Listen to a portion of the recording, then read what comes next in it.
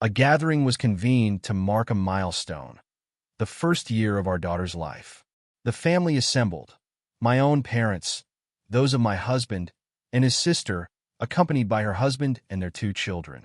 Our daughter, Jenna, possesses a striking feature: hair of a vibrant copper, forming lustrous curls that capture the light. Neither my husband nor I share this particular genetic marker, though my maternal grandmother did. Such genetic transmissions often defy simple explanation. For months, the husband's sister, a woman known as Claire, had offered subtle but persistent commentary on this trait. Remarks such as interesting hair color. Where did that come from? So unique in your family. On this particular evening, during the celebration, Claire escalated her campaign. As Jenna sat in her high chair, amidst the remnants of mashed potatoes, Claire tapped her glass. "I have something to say," she announced to the assembled group. "As family, I feel it is my duty to address the elephant in the room." My husband, beside me, tensed. His mother interjected, "Claire, not now." "When then?" Claire retorted, "We're all thinking it." She then turned her attention directly to my husband. "Have you considered a paternity test?" The table fell silent. My husband's voice, when it came, was dangerously quiet. "Excuse me?" "Red hair, Tom," she pressed, using his name now. "Neither of you possess red hair." And the timing. A saccharine smile played on her lips. "Jenna was born exactly 9 months after your Las Vegas conference. The one where you claimed Jennifer remained home ill." I had indeed been ill, incapacitated by food poisoning. He had attended alone. "Are you suggesting," he began, but she cut him off. "I am simply voicing what everyone is contemplating. That infant bears no resemblance to Tom, and we are all aware of Jenny's college associate, Ryan, the redhead. This individual, Ryan, had been a brief acquaintance from my freshman year, 12 years prior." My mother-in-law gasped. "Claire, apologize immediately." "I am merely concerned for my brother," Claire insisted. "If Jennifer has entrapped him with another man's progeny." "Enough," my husband commanded, slamming his hand upon the table. Yet, I remained outwardly composed. A dangerous calm settled over me. I had, in fact, anticipated this very moment since Claire's initial, veiled comments months ago. "You are absolutely correct, Claire," I stated, my voice steady. "Paternity matters. Indeed, I entirely concur that family should verify such matters." She looked triumphant. "So, you will submit to a test?" "Certainly," I replied. "Right after you." "What?" she demanded. I produced my mobile device. You see, when your observations regarding Jenna commenced, my curiosity extended to your own children. Your son, Jake, possesses brown eyes. You possess blue. Your husband also possesses blue. 2 blue-eyed parents cannot produce a brown-eyed child. Basic genetics. Claire's face blanched. "That is not. Genetics are complicated."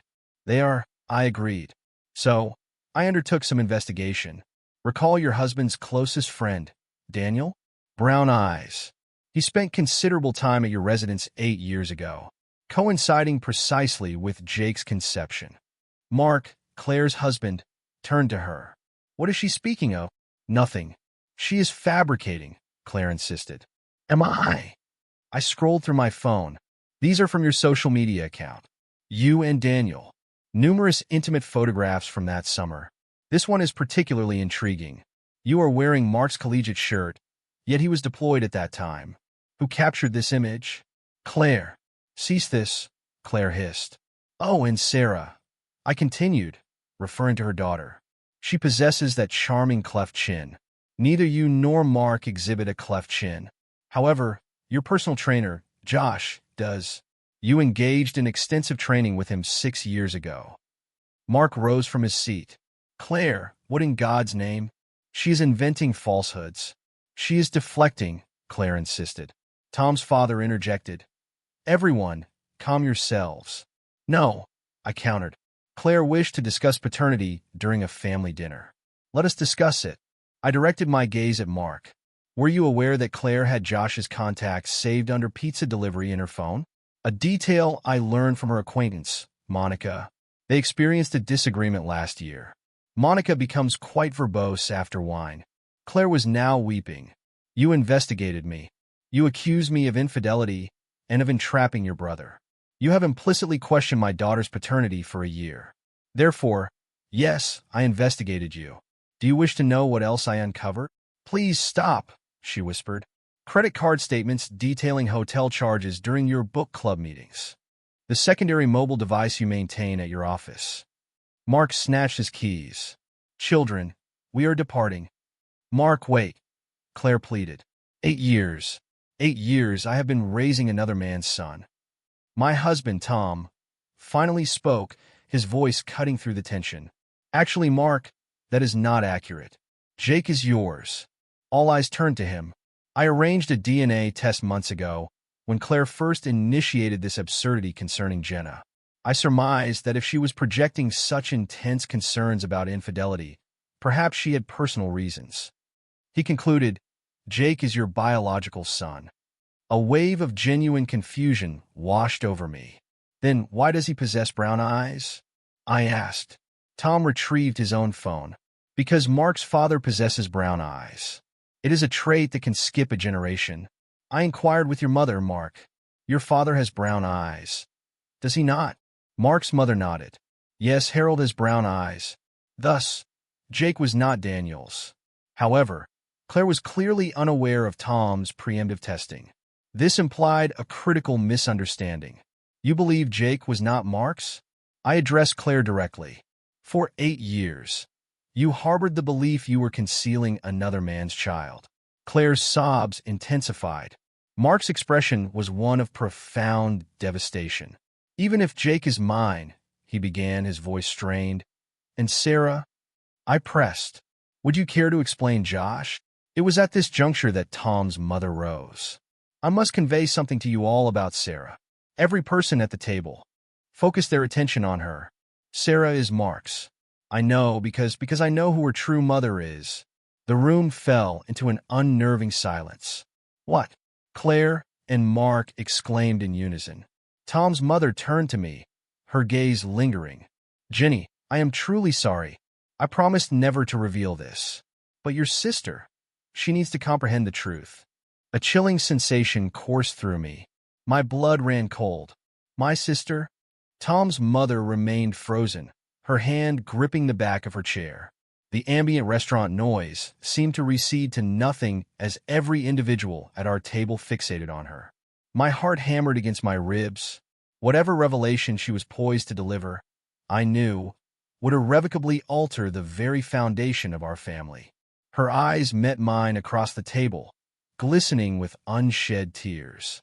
Rachel is Sarah's biological mother, she articulated. The words struck me with the force of a physical blow. Not Claire. Rachel gave birth to Sarah 6 years ago. The restaurant seemed to tilt sideways. I gripped the edge of the table, attempting to steady myself. Rachel. My sister Rachel. The room continued its disorienting spin as Tom's mother elaborated, explaining that Rachel and Mark had engaged in a brief relationship years prior, predating Mark's acquaintance with Claire. The information was difficult to process. My sister had a child, a daughter, in fact, and I had remained utterly unaware. Mark's face was utterly devoid of color. He looked between Tom's mother and Claire, as if observing a slow-motion tennis match, his mouth opening and closing soundlessly. Finally, a stammered sentence emerged. He had never known Rachel was pregnant. She had simply vanished one day, ceasing all communication, blocking him from every platform. He had concluded she had become disinterred and moved on. That, it seemed, was precisely the impression she had intended. Claire's sobs grew louder, more desperate. She buried her face in her hands, her entire body shaking. Through her fingers she confessed. She had known. She had always known. She and Mark had adopted Sarah through a private arrangement when Rachel found herself unable to keep the child. Tom's mother explained Rachel's circumstances. A mere 19 years old, barely beyond adolescence herself. She had been battling substance abuse, existing in a perilous environment, spiraling downwards. Relinquishing Sarah was intended to shield the infant from that life. Rachel had pleaded with Tom's mother to assist in finding suitable parents for her daughter. My stomach twisted into an agonizing knot. threatening to disgorge its contents onto the table. My sister had surrendered a complete child, and no one had informed me. Neither Rachel, nor my parents, no one. I possessed a niece I had never known, and she had been present at family dinners for years, while I remained utterly oblivious. Tom, from beneath the table, grasped my hand. His palm was warm and reassuring. I pulled away. I found myself incapable of accepting comfort when my entire world was imploding. Tom's father abruptly rose, his chair scraping loudly against the floor. He suggested an immediate departure to prevent further spectacle. Other diners were unequivocally observing us now, feigning disinterest as our family disintegrated before their eyes. A stunned agreement settled over the group. We gathered our belongings in silence. Jenna remained in her high chair, dried mashed potatoes adhering to her face, entirely unaware of the catastrophic unraveling of the adults around her. I mechanically lifted her, retrieving the diaper bag with my free hand. No words were exchanged as we filed out of the restaurant. Back at Tom's parents' residence, my first instinct was to locate my phone. My hands trembled so violently I could scarcely unlock it. I called Rachel. It rang 4 times before diverting to voicemail. I attempted again, with the same result. On the 3rd attempt, I left a message. My voice emerged strangely high-pitched. I urged her to return my call immediately, explaining that an incident had occurred at dinner, necessitating a conversation. I provided no specifics. How could one possibly articulate such a complex truth in a voicemail? I ended the call and fixated on my phone, willing it to ring. Rachel had maintained this secret for 6 years. 6 entire years. Had she all this time been observing Sarah's growth from a distance? Did she attend family gatherings with the unspoken hope of catching a glimpse of her daughter? My mind raced through every past family event, every holiday, attempting to recall any unusual behavior from Rachel concerning Sarah. I could discern nothing obvious. Perhaps she had perfected the art of concealment. Claire sat on the couch in Tom's parents' living room, her body seemingly collapsed like a shattered figurine. Mark occupied the furthest possible position from her, short of exiting the room entirely. He avoided all visual contact with her. His jaw was clenched so tightly I could perceive the muscles straining. Tom's mother sat in an armchair, her hands folded in her lap. She commenced her explanation of the sequence of events. Rachel had contacted her in a state of panic 4 months into her pregnancy. She was frightened, isolated, ensnared by a drug addiction she could not overcome. She had pleaded with Tom's mother to assist her in finding a good family for the infant. Tom's mother, at that time, had recently witnessed Claire endure her second miscarriage. Claire had been utterly devastated, weeping for days, expressing feelings of brokenness and uselessness. When Tom's mother proposed the private adoption, Claire seized upon it as a desperate lifeline. Mark's voice, sharp and angry, cut through the room. Why was I never informed that the baby was mine? Tom's mother lowered her gaze to her hands. Rachel had extracted a promise that the father's identity would remain confidential. Rachel desired a clean break, believing Mark would achieve a better life if he remained unaware of having impregnated a teenage girl during what was intended to be a casual summer fling. She wished not to burden him with her difficulties. A crucial understanding suddenly crystallized within me. Claire's animosity towards me had been consistently intense for years, defying logical explanation. Each time she looked at me, she was reminded that Sarah was not biologically her own. Each family gathering presented the risk of my presence alongside Rachel, of a discernible resemblance between Rachel and Sarah, a resemblance she desperately hoped no one else would notice. Tom's mother confirmed Claire's growing obsession with the possibility of my uncovering the truth. Claire believed I would expose her, dismantle her family, and claim Sarah. Therefore, she had sought to strike preemptively. She had attacked Jenna's paternity to divert attention, to cast me as the object of suspicion rather than herself. Tom's voice, sharp as a blade, sliced through the room. He rose so abruptly his chair scraped against the floor. His face was scarlet, a shade I had never witnessed, and his hands trembled as he pointed at his mother. He accused her of having had years to disclose this truth, years to inform him about Sarah, years to prevent Claire's relentless attacks on me at every family gathering. He asserted she had chosen to protect Claire rather than be honest with her own son. She had permitted Claire to attack me for a year, all while possessing the true understanding of Claire's paranoia. His voice grew louder with each accusation. He demanded to know how she could have observed Claire accusing me of infidelity and remained silent. How she could have allowed me to be treated so abominably within this family when she possessed the complete truth. Tom's father attempted to place a reassuring hand on his shoulder, but Tom violently shook it off. He declared his mother had enabled Claire's cruelty, allowing it to poison the entire family. She had chosen a side, and it was neither his nor mine. Claire's voice emerged, small and broken. She confessed to being terrified for 6 years.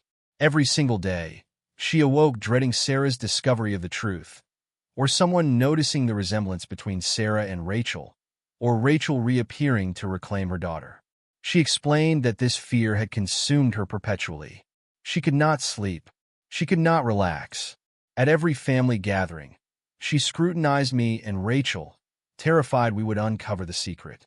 She admitted that looking at me was painful because I possessed everything she lacked: the ability to bear children naturally, freedom from a devastating secret, and apparent composure in my life. She acknowledged the unfairness of her hatred towards me, yet found herself unable to cease. The guilt and fear had metastasized into anger, and I, she stated, had been the most convenient target.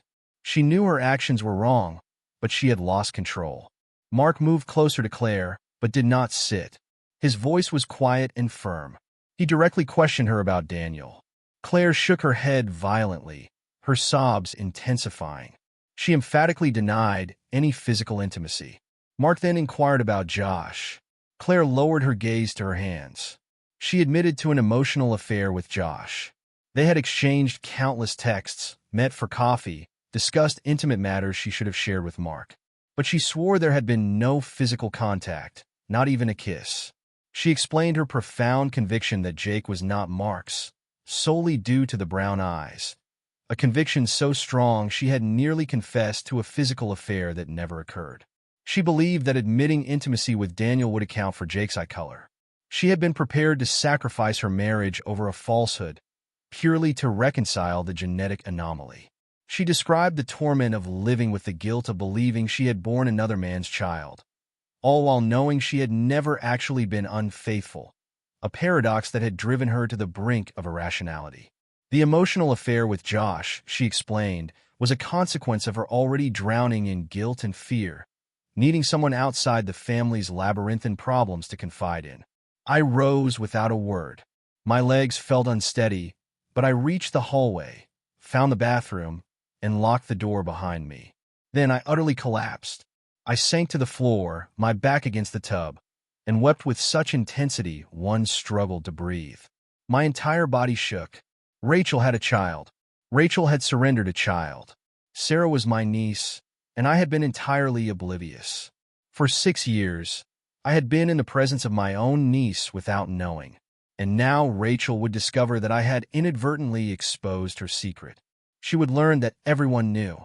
In my singular focus on dismantling Claire, I had failed to consider what other secrets might emerge, what collateral damage I might inflict beyond Claire's marriage. The bathroom doorknob rattled. Tom's voice, asking if I was all right, came through the door. I could not respond. He tried the handle again, and I heard him instruct his father to locate a key. A minute later, the door opened. Tom entered and sat on the floor beside me. He pulled me against his chest, and I sobbed into his shirt. He repeatedly expressed remorse. Remorse for his family. Remorse for his mother. Remorse that I had married into such a fractured mess. Remorse that my retaliatory strike had detonated in a manner neither of us had anticipated. He stroked my hair, allowing me to cry until no more tears remained. When my crying finally ceased, my face felt swollen and my head ached. Tom helped me to my feet. I splashed cold water on my face and regarded my reflection in the mirror. My eyes were red and puffy.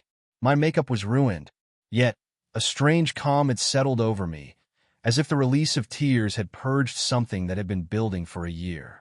I informed Tom I needed to locate Rachel immediately. She deserved to hear this from me, before anyone else contacted her, before Claire or his mother decided to reach out.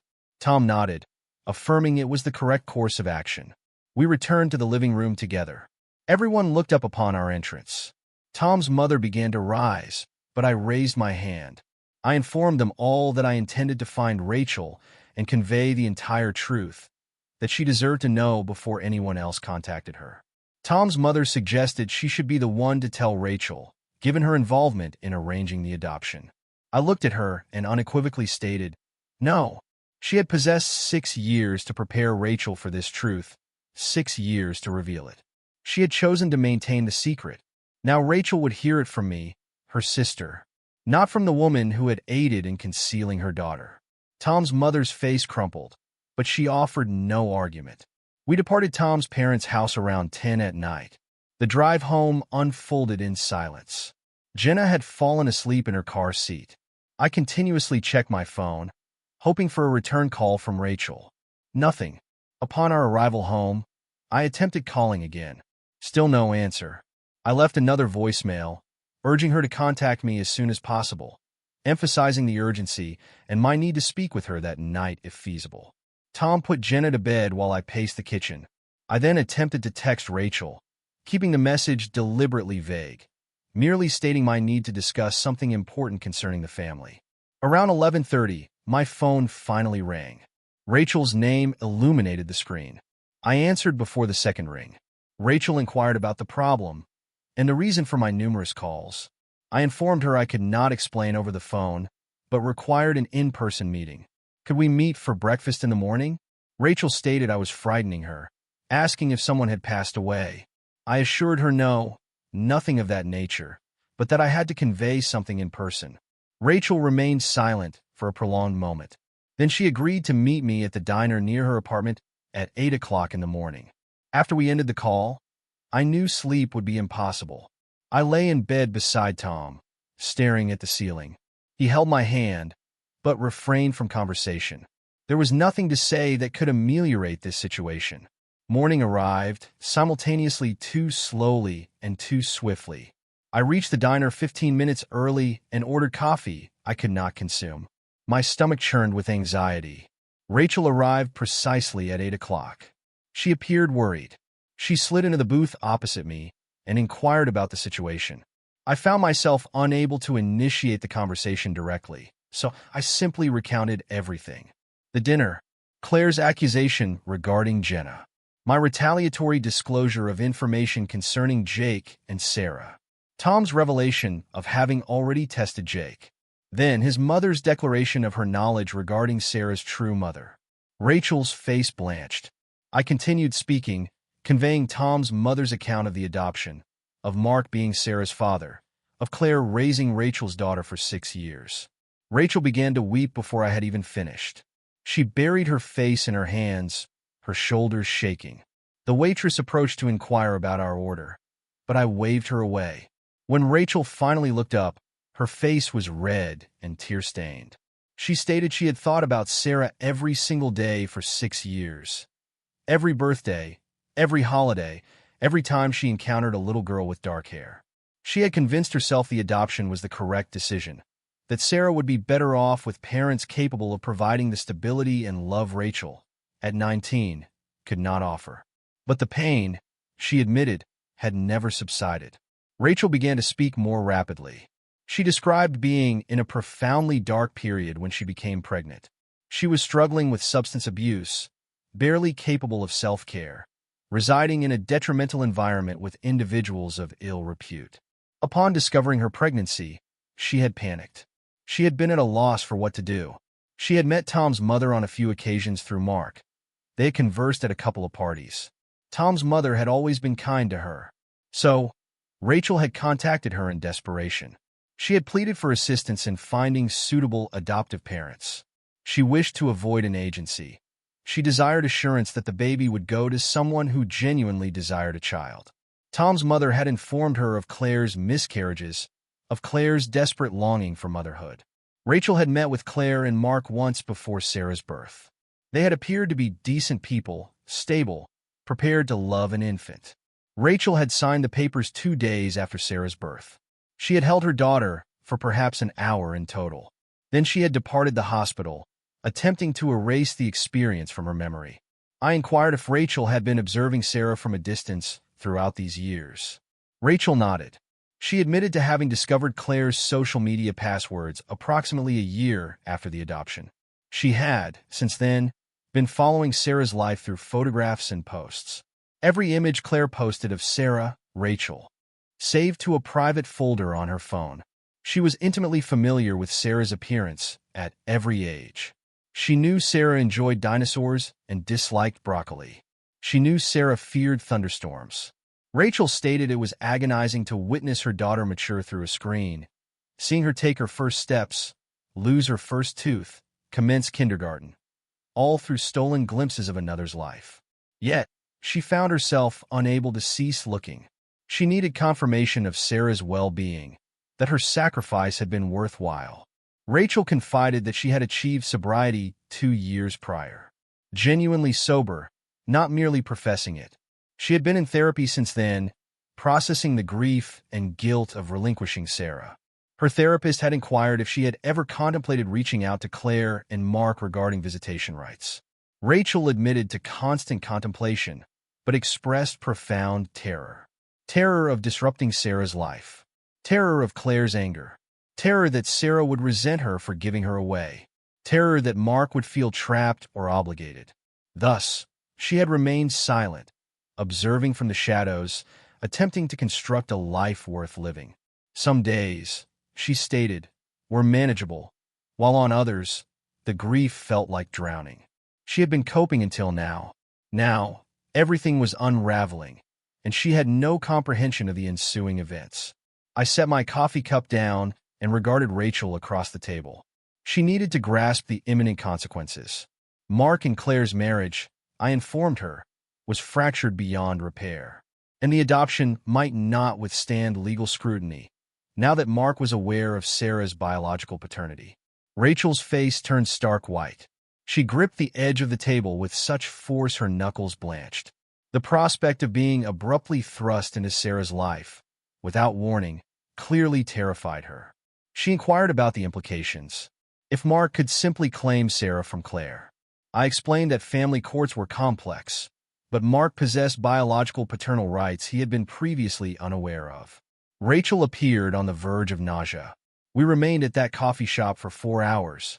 The staff refilled our cups thrice, likely wishing for our departure, but we continued our conversation. Rachel repeatedly posed the same questions in varied formulations. What did Sarah know? Would Sarah resent her? What if this revelation inflicted more harm than good upon Sarah? I endeavored to answer honestly. Sarah believed Claire to be her mother. She was entirely unaware of the adoption. Rachel expressed her desire to know her daughter, yet voiced profound fear of causing damage. She repeatedly stated she had already harmed Sarah once by relinquishing her. And what if meeting her biological mother merely confused and distressed her further? I assured Rachel we would navigate this together, but I perceived the deep fear in her eyes. She was unprepared for this, but ready or not, it was unfolding. That afternoon, my phone rang as I was driving home. Tom's voice sounded weary when I answered. He informed me Mark had moved out, packing a bag that morning and departing the residence he shared with Claire. He was residing with a colleague from work, someone Claire did not know intimately. Claire, apparently, was in a state of disarray, telephoning Tom hourly, weeping and pleading with him to intercede with Mark. However, Mark was unresponsive to her calls. Tom stated Mark had confided he could not currently bear to look at Claire. 8 years of marriage, built entirely upon secrets and falsehoods. Mark required space to contemplate the implications for his life and his children. Tom then inquired about my meeting with Rachel. I recounted our conversation, highlighting her profound fear. He remained silent for a minute, then conveyed that Mark wished to meet with Rachel.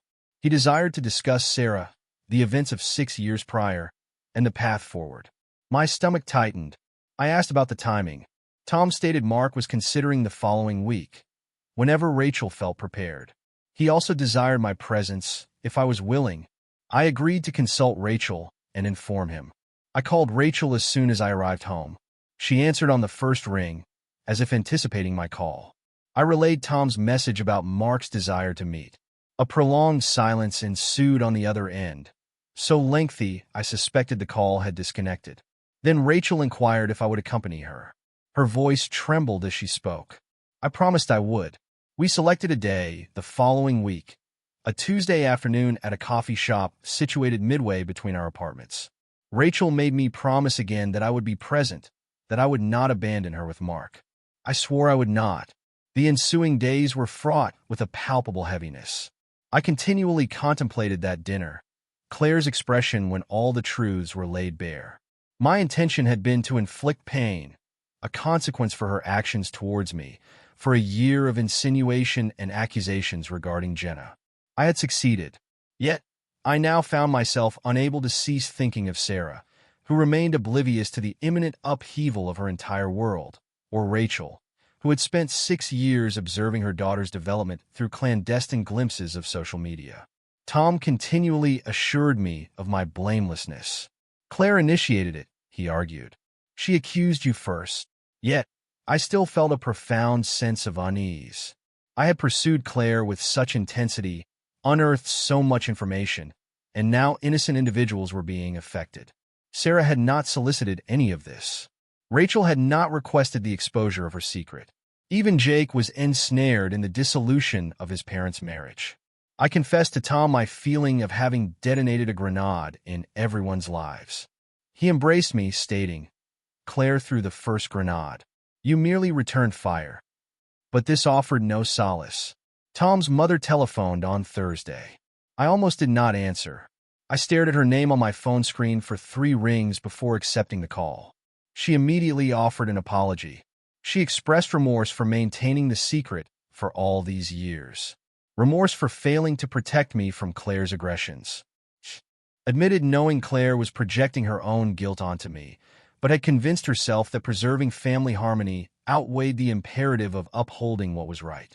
I listened, offering little commentary. She continued speaking, filling the silence with further apologies and explanations. She conceded her error, stating she should have informed Mark of the truth years prior, should have prevented Claire's torment of me, should have been a better mother to Tom and a better grandmother to Jenna. I finally interrupted, stating my need for an in-person meeting. This conversation, I explained, could not be conducted over the phone. We met at a park near her residence on Saturday morning. She appeared older than I remembered, her fatigue extending beyond mere lack of sleep. We sat on a bench, observing children playing on the swings. I informed her I appreciated her apology, but I was uncertain if I could offer forgiveness. Not yet. Perhaps never. She had witnessed Claire's attacks on me for a year and had remained silent. She had possessed knowledge of Sarah's true parentage and had kept it concealed while Claire wielded that secret as a weapon. Tom's mother nodded slowly. She stated she understood if I required distance from her and would not fault me.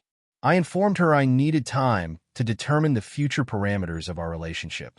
She stated she would wait indefinitely, her eyes moist as she spoke. We remained there for a while longer, conversing little. Then I departed. The walk back to my car felt unduly protracted. Tuesday arrived more swiftly than I desired. I collected Rachel from her apartment, and we drove to the coffee shop together. She spoke little during the journey, merely staring out the window, her hands twisting in her lap. I inquired about her well-being, and she responded negatively, but affirmed the necessity of proceeding nonetheless. The coffee shop was bustling, filled with individuals on laptops and meeting for lunch. Mark was already present upon our arrival. He sat at a corner table, and I barely recognized him. He appeared exhausted, as if he had been deprived of sleep for days. His shirt was wrinkled, and he required a shave. Rachel froze upon seeing him. I had to gently prompt her forward. We approached the table, and Mark rose. He and Rachel stared at each other for a prolonged moment. Neither seemed to know how to initiate conversation. I suggested we all be seated. We complied. The silence stretched, uncomfortable and thick. Mark spoke first. He stated he harbored no anger towards Rachel concerning the adoption. His voice was quiet, careful. He explained his understanding of her youth and struggles, and her conviction that she was making the best choice. Rachel's eyes welled with tears, but she held them back. Mark stated his anger was directed at Claire for her 6 years of deception, and at his mother for her complicity in maintaining the secret, but not at Rachel. She had been 19, frightened, and attempting to act in the best interest of her infant. He comprehended that. Rachel finally spoke, her voice barely a whisper. She offered an apology for not informing him of the pregnancy at the time. She explained her shame and fear. She had believed Mark would lead a better life unaware, free from the burden of her and her problems. Mark listened without interruption. Upon her conclusion, he stated he accepted her apology, but now they faced the challenge of determining the next steps. Sarah would eventually need to know the truth, and they had to collectively decide how to approach it. Rachel apologized again, repeatedly, as if sufficient reiteration could undo the past. She confided her shame at the time, her conviction that she was doing him a favor by concealing the pregnancy. She had believed he would be trapped if he knew, burdened by a teenage addict and an unplanned child. Mark's face softened marginally. He expressed a wish that she had informed him nonetheless, that he would have desired to know, but he understood her reasons for not doing so. Rachel wiped her eyes with a napkin. She stated she had contemplated telling him 1,000 times over the years, but had convinced herself it was too late, that reaching out would only exacerbate the situation. Mark nodded slowly. Then he stated that their most pressing concern was Sarah. She was 6 years old, and entirely unaware that Claire was not her biological mother. They had to determine when and how to convey this information, and what Rachel's role in Sarah's life would ultimately be. The conversation, we all knew, was merely beginning, the first of many. We continued our discussion for another hour, focusing on Sarah. Mark emphasized the need for us to fully grasp the delicate nature of the situation. A 6-year-old child who believed her mother was someone entirely different. He continually stressed the necessity of professional intervention, acknowledging that none of us possessed the expertise to navigate such complexities. Rachel immediately agreed, stating her willingness to follow expert recommendations, prioritizing Sarah's best interests. I observed their interaction, noting the meticulous care they exhibited towards each other. There was no anger, no blame, simply two individuals striving to act correctly for a child they both loved. Mark retrieved his phone and began searching for child psychologists specializing in adoption issues. He located 3 within our area and announced his intention to contact all of them the following day. Rachel inquired if she could participate in the selection of the therapist, and Mark assented without hesitation. They discussed the information they would impart to the psychologist regarding the situation, the private adoption, the years of deception, the abrupt revelation. It sounded even more complex when articulated. Mark asserted that Sarah's emotional well-being must take precedence over anyone's feelings or desires. If the therapist determined Sarah was not prepared to meet Rachel, then they would defer the introduction. Rachel's face crumpled at this prospect, but she nodded. She wiped her eyes again and expressed gratitude to Mark for allowing her any involvement at all. Her voice trembled as she confessed she had never believed this opportunity would materialize, having resigned herself years ago to relinquishing any right to know her daughter. Mark regarded her across the table, his own eyes moist. He stated that despite everything, despite the pain of learning the truth in such a manner, he was grateful Sarah would have the chance to know her biological mother. He believed every child deserved to understand their origins. Rachel began to weep genuinely, not quietly, but with profound sobs that drew the attention of other patrons in the coffee shop. Mark reached across and placed his hand over hers. He assured her it would be manageable, that they would navigate it together. I felt my own throat tighten as I observed them. 2 individuals who had conceived a child when barely adults, who had been separated by deceit for 6 years, now attempting to rectify the situation for their daughter. It felt profoundly significant, as if something fractured was beginning to mend, though it would never be as if it had never been broken at all. The weeks following that meeting unfolded rapidly. Mark initiated divorce proceedings against Claire. Tom informed me of this one evening, as we prepared Jenna for bed. He stated Claire had temporarily relocated to his parents' home, unable to immediately secure her own residence. She was engaged in bi-weekly therapy and had commenced medication for depression and anxiety. Tom conveyed his mother's report that Claire was finally addressing long-ignored mental health issues. The guilt concerning Sarah, the fear of exposure, it had all accumulated into a toxic internal burden that manifested as cruelty towards me. This revelation evoked a peculiar sensation within me. Not precisely pity for her, but perhaps a diminution of anger.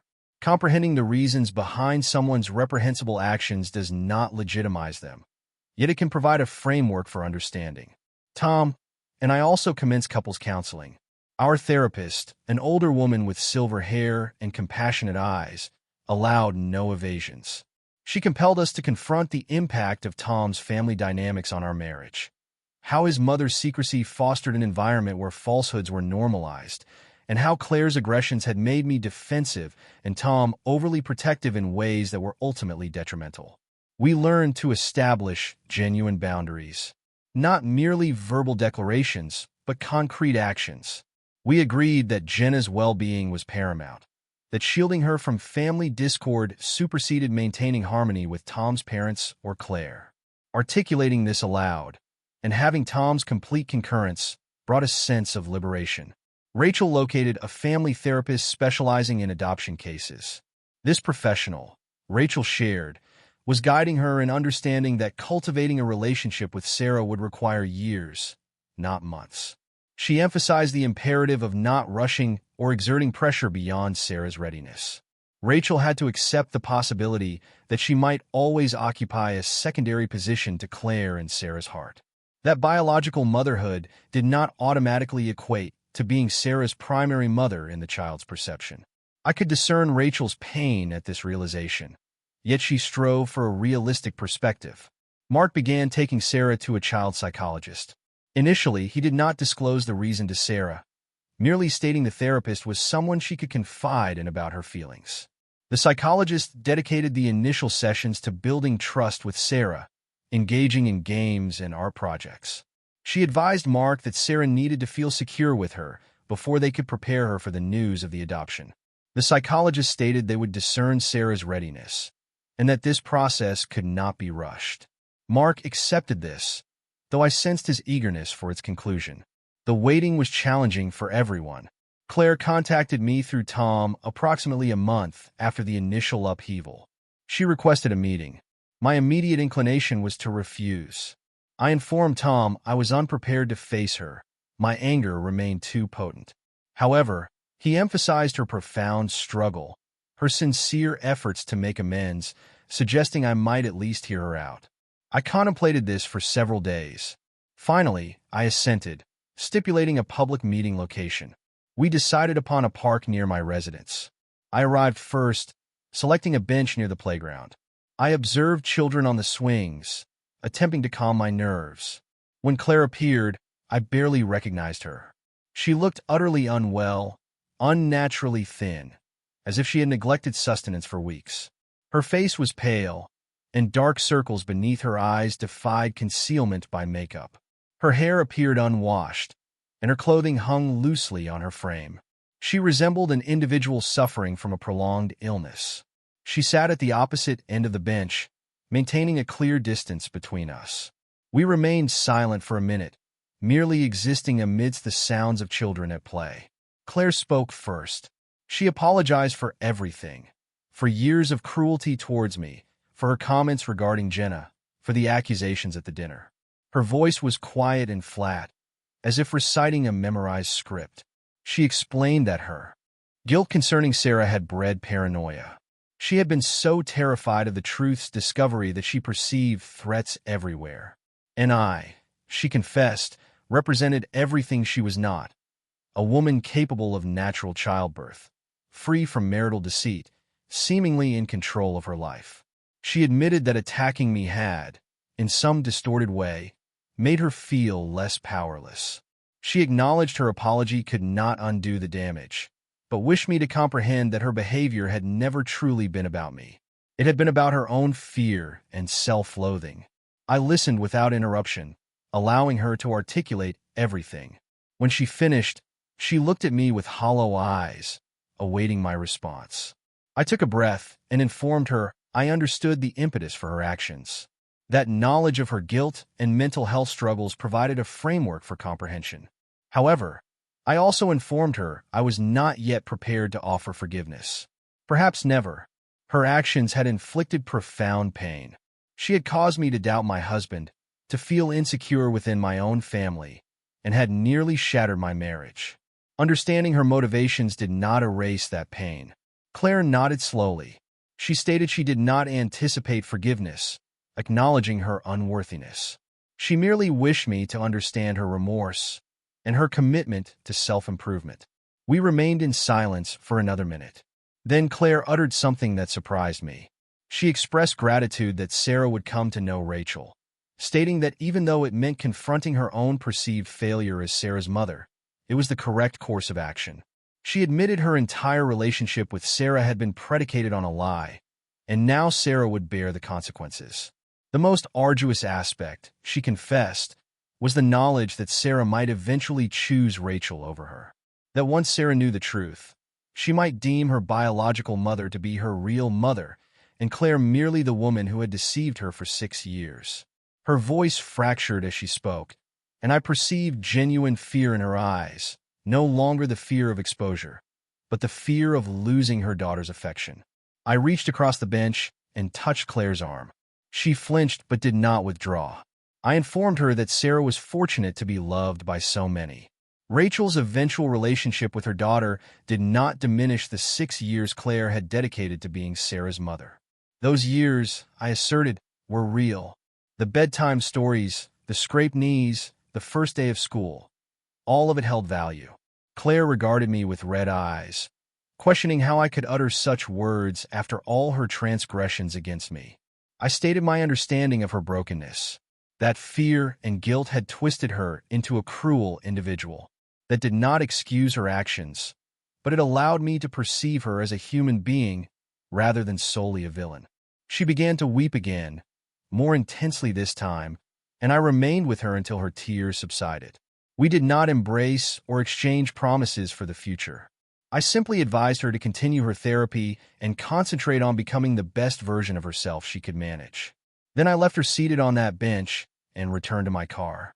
2 months elapsed before Mark felt prepared to convey the truth to Sarah. He had collaborated with the child psychologist for weeks, devising a strategy to explain adoption to a 6-year-old. Tom and I offered our support, but Mark stated he required only his presence and the therapist for the disclosure. On the day it occurred, I awaited a call by my phone all morning. Mark finally telephoned around noon, reporting the conversation had gone better than anticipated. Sarah had wept and posed numerous questions concerning why her biological mother had given her away.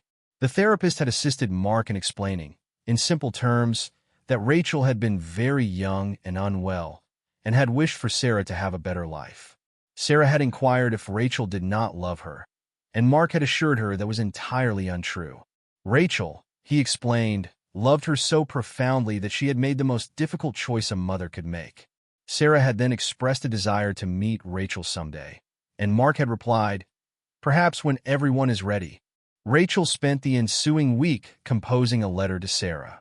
She telephoned me multiple times, weeping, asking if her words were appropriate. I reviewed draft after draft, assisting her in finding language a 6-year-old could comprehend. She explained her youth at Sarah's birth, her mere 19 years, and her detrimental choices that had harmed herself. She professed her love for Sarah from the moment of conception, but her recognition that she could not provide Sarah with the life she deserved. Thus, she had requested Mark and Claire to be Sarah's parents, knowing their capacity for love and care. She stated that relinquishing Sarah had been the most arduous decision of her life, but that she thought of her every single day. The therapist read the letter to Sarah during their subsequent session. Mark reported that Sarah listened quietly, then requested to see photographs of Rachel. He retrieved his phone and showed her old pictures from their dating period. Sarah studied them for a prolonged moment, examining Rachel's face. She inquired if Rachel possessed the same hair color as her, and Mark confirmed it. Sarah touched her own hair and offered a small smile. 3 weeks later, Sarah informed Mark of her desire to meet Rachel. Mark telephoned me that night, inquiring about Rachel's readiness. I affirmed her readiness for 6 years. The therapist suggested a brief, supervised meeting at a park, limited to 30 minutes initially. Mark inquired if I would accompany them for support, and I immediately assented. On the day of the meeting, I collected Rachel from her apartment. She trembled so severely she could barely fasten her seatbelt. I drove to the park, where Mark's car was already present. Sarah sat on a swing, her legs swinging back and forth. Upon seeing us approach, she ceased swinging and stared. Rachel froze approximately 10 feet away, and I had to gently prompt her forward. Mark rose and introduced them. Sarah looked between Rachel and me, likely noticing the familial resemblance. Rachel knelt to Sarah's level and offered a strained hello. Sarah studied Rachel's face for a minute, then inquired if she was her real mom. Rachel's eyes welled with tears, but she managed to articulate yes, she was Sarah's biological mother. Sarah asked why she had given her away, and Rachel explained, in simple terms, her youth and illness, and her inability to adequately care for a baby. She informed Sarah that giving her to Mark and Claire had been the most difficult decision of her life, but she had desired the best possible life for Sarah. Sarah asked if Rachel had been sad, and Rachel admitted to profound sadness, stating she had thought of Sarah every single day. Sarah reached out and touched Rachel's hair, comparing it to her own. Then she inquired if Rachel wished to push her on the swing. Rachel glanced at Mark, who nodded. Rachel rose and walked behind the swing, providing Sarah with gentle pushes while I observed from a nearby bench. Mark sat beside me, and we remained silent, merely witnessing my sister's first encounter with her daughter in 6 years. Sarah posed questions to Rachel between pushes. What was her favorite color? Did she enjoy pizza? Did she possess any pets? Rachel answered each question carefully, allowing Sarah to direct the conversation. After 30 minutes, the therapist indicated it was time to conclude the visit. Sarah inquired if she could see Rachel again, and Rachel enthusiastically affirmed her desire. Over the subsequent months, Rachel and Sarah met regularly at the park, always accompanied by Mark or the therapist. The visits progressively lengthened, commencing at 30 minutes and eventually extending to 2 hours. Sarah gradually warmed to Rachel, transitioning from shy and cautious to genuinely excited about their meetings. She began referring to her as Rachel rather than formal terms, a development the therapist deemed healthy. Rachel occasionally brought small gifts, coloring books, or hair clips. Sarah displayed drawings to Rachel and spoke of her school experiences. Rachel listened intently to every word, as if it were the most significant information she had ever received. Sarah continued to refer to Claire as Mom and exhibited no confusion about having 2 maternal figures in her life. The therapist noted that children possessed a remarkable capacity to accept complex family structures when adults manage the situation with care. Claire struggled with observing Sarah's bonding with Rachel. Tom's mother informed me Claire telephoned her, weeping, after seeing photographs Mark had posted of Sarah and Rachel at the park.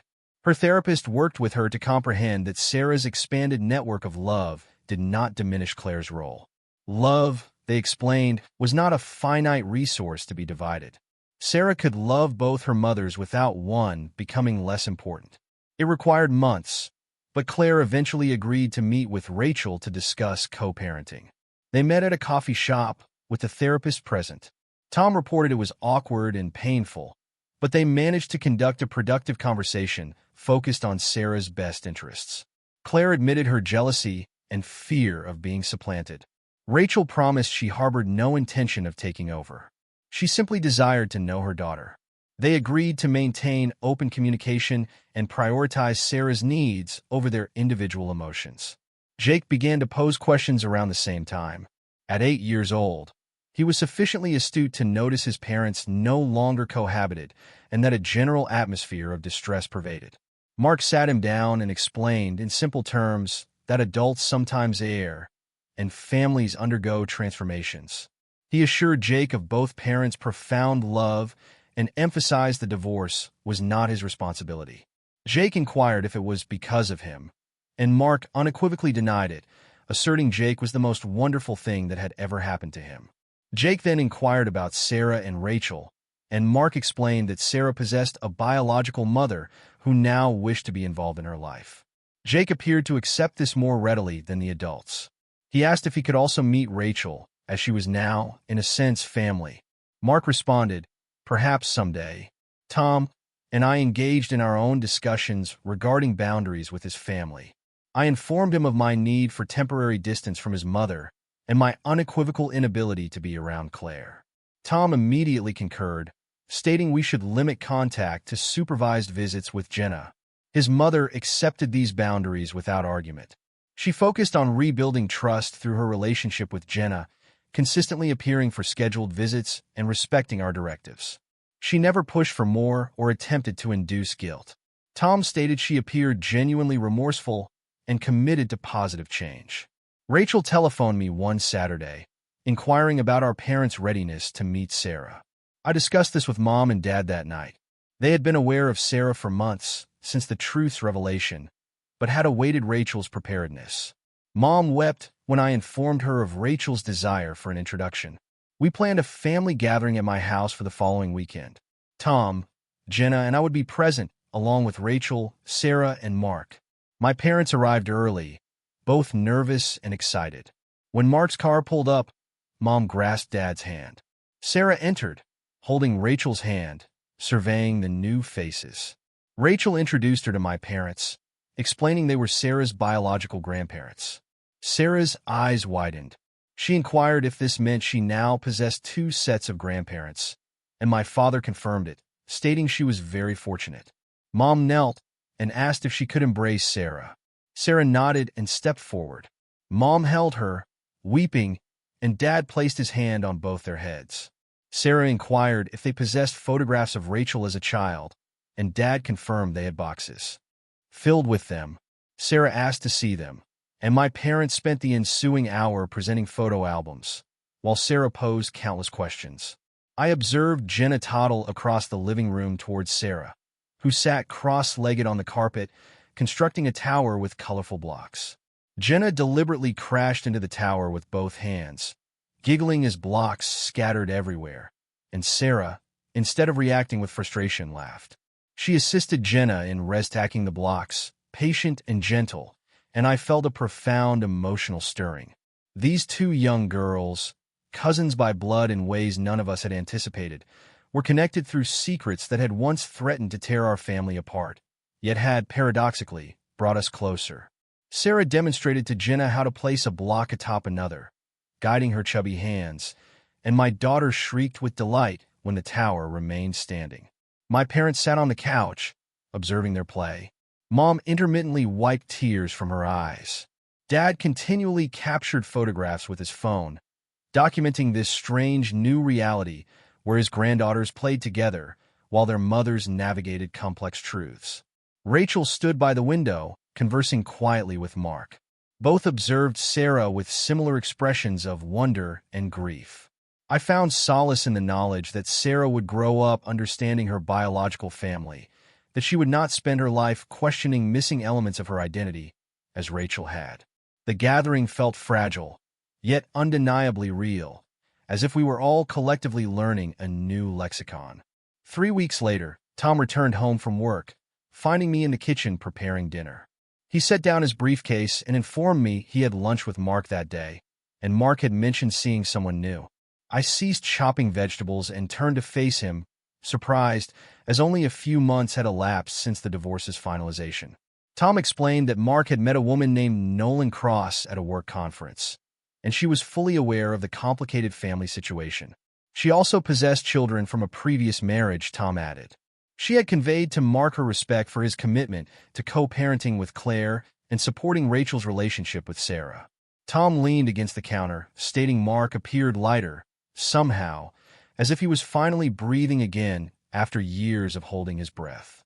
I inquired if Mark had introduced her to the children yet, and Tom shook his head, explaining Mark wished to proceed cautiously, ensuring the seriousness of the relationship before introducing anyone to Jake and Sarah.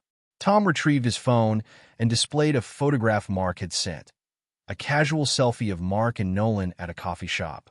Mark was smiling in a way I had not witnessed in years.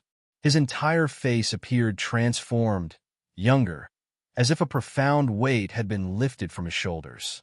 Tom relayed Mark's sentiment that being free from a marriage constructed upon secrets felt akin to awakening from a nightmare. I rinsed the vegetables and expressed my happiness for Mark, stating he deserved to find someone who embraced all the complex facets of his life. The following afternoon, a card arrived in the mail, addressed to me in handwriting I immediately recognized. I opened it while standing by the mailbox, extracting a simple card adorned with flowers. Inside, Claire had penned just a few lines.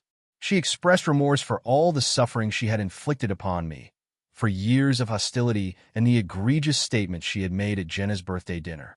She wrote that she had relocated to her own apartment and was concentrating on being a more effective mother to Jake and maintaining her relationship with Sarah. She did not seek forgiveness or anticipate a response.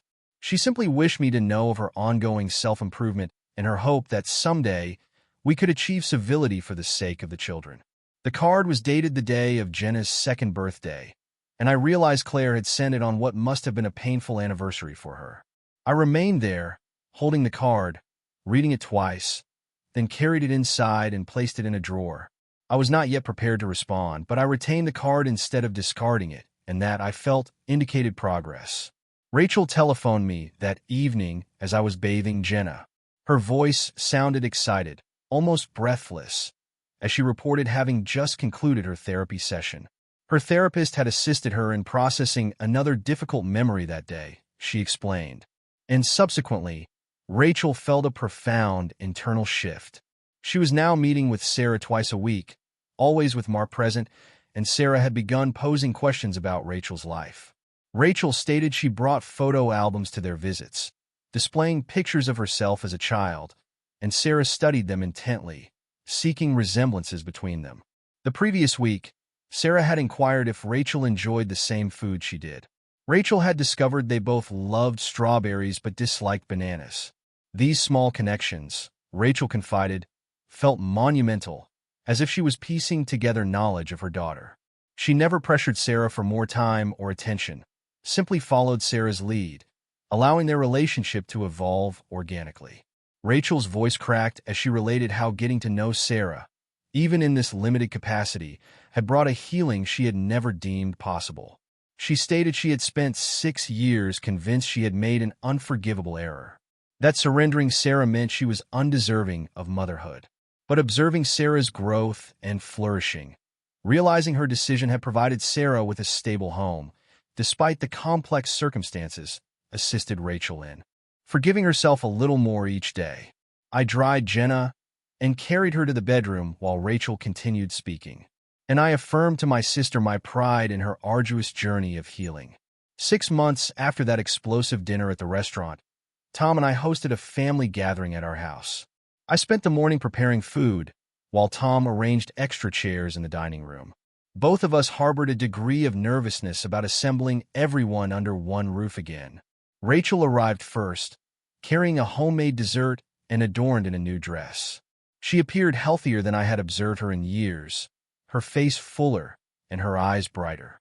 Mark arrived next with Jake and Sarah immediately ran to Rachel for an embrace before even removing her coat. Jake held back, still somewhat shy around Rachel, but Mark encouraged him to greet her, and Jake managed a quiet hello.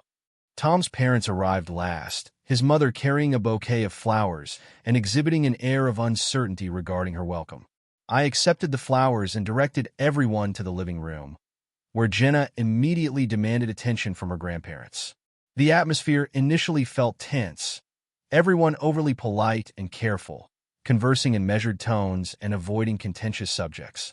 But then Sarah inquired if she could show Rachel her new coloring book, and Rachel sat on the floor with her, while Sarah meticulously explained each picture.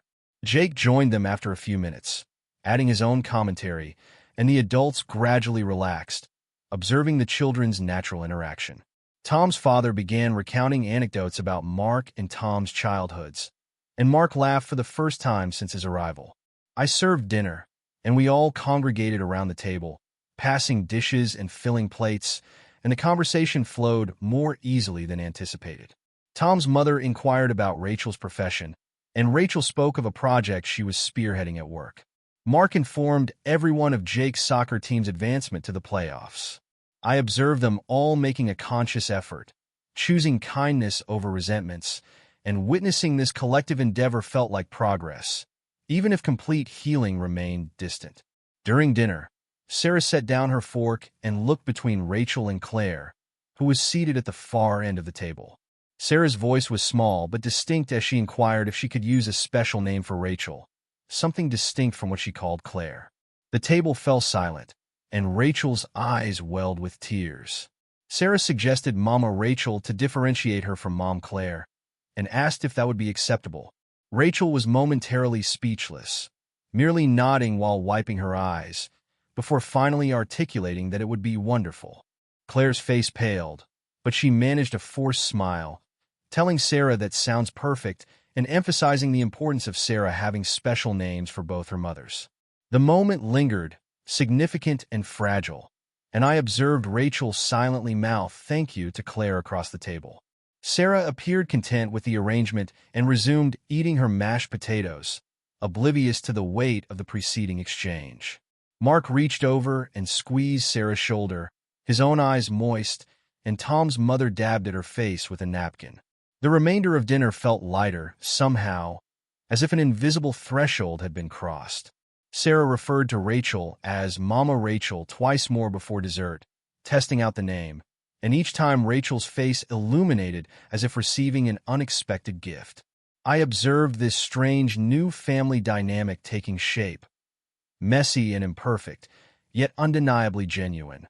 And I realized that Sarah was learning that families could possess complex structures and still be brimming with love. That night, after everyone had departed and Jenna slept in her crib, Tom and I sat on our porch in the darkness. The house was quiet, save for the chirping of crickets in the yard and the occasional passing car. Tom took my hand, and we sat there, reflecting on the events of the past year, everything that had transpired since I exposed Claire's secrets at that family dinner. I confided to Tom I had never intended to unravel our family in such a manner. I had merely sought to defend myself and Jenna from Claire's accusations. Tom affirmed his understanding, stating he harbored no blame for what had occurred, as the truth would have inevitably surfaced. We concurred that while the revelation was painful and messy, it ultimately liberated everyone from years of guilt, fear, and dysfunction. Rachel had reconnected with her daughter. Sarah had learned the complete narrative of her adoption. Mark had escaped a marriage built on falsehoods. And Claire had finally sought assistance for the issues she had concealed for years. Tom asserted our family was now stronger for having confronted everything together, that secrets had been poisoning us all, and now we could construct something healthier. I leaned my head on his shoulder, admitting my weariness but expressing hope, believing we would ultimately be all right. We remained there in the darkness for a prolonged period, holding hands and listening to the night sounds, both of us understanding that our family would never be simple or easy, but it was irrevocably ours, and we would continue to fight for it.